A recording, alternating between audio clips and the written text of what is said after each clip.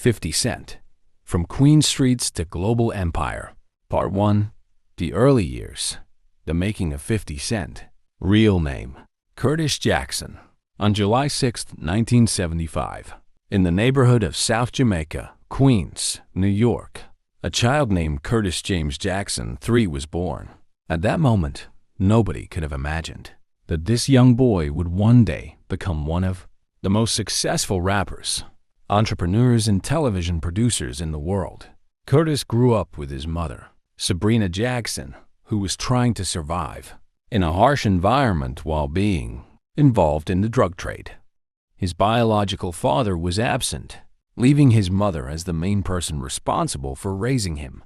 But Curtis's childhood would change forever after a devastating tragedy. When he was only 8 years old, his mother died in a house fire. Losing the person who had raised him forced Curtis into a new chapter of life. After her death, he was taken in and raised by his grandparents, who provided him with stability during his early years. Curtis grew up in Queens during the 1980s, a time when many neighborhoods faced poverty, crime, and violence. The streets around him exposed him to a difficult reality where survival often came before dreams. As a teenager, Curtis became involved in street life and began selling drugs. But alongside those struggles, he discovered two passions that would eventually change the direction of his life: boxing and music.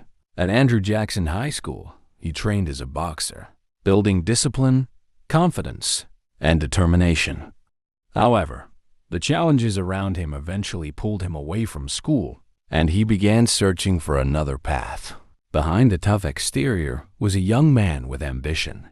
Curtis Jackson was looking for a way out of his circumstances, and he would eventually find that escape through hip-hop. The young boy from Queens would go on to become known around the world as 50 Cent.